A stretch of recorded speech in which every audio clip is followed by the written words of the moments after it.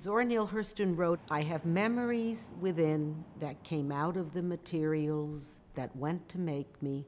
Time and place have had their say."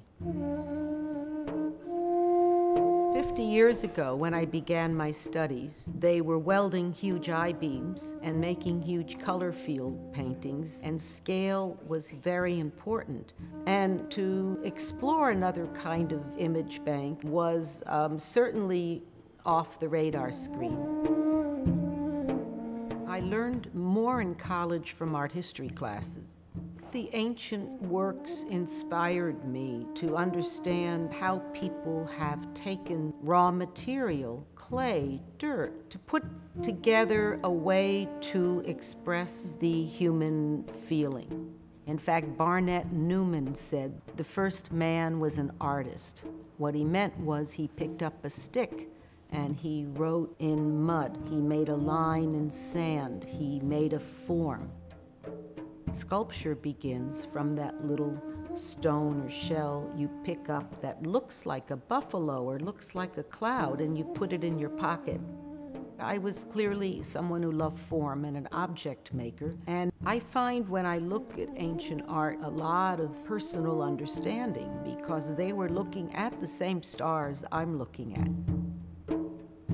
One thing that hasn't changed over the last several thousand years is the basic elements of the human body. We still have the 2 arms and 2 legs and the basic features. I like all the original materials. I like clay and dirt and sand.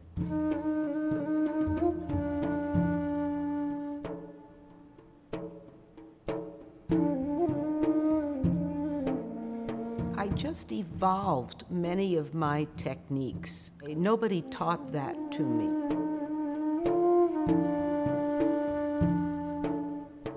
I enjoy the feeling of wood. I enjoy being in the foundry, watching the fire, having metal poured. I enjoy the smell of wax.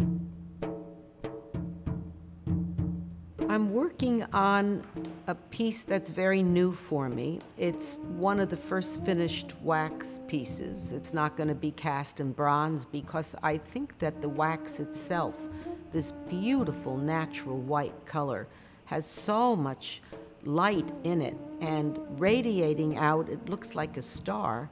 But as it evolved, I was able to pull it out so that it was articulate. When I am making something, it needs my full engagement. You're sleeping in it, you're eating it, you're living in it. And it's usually, as you're completing it, the next piece is being born. So when does that stop?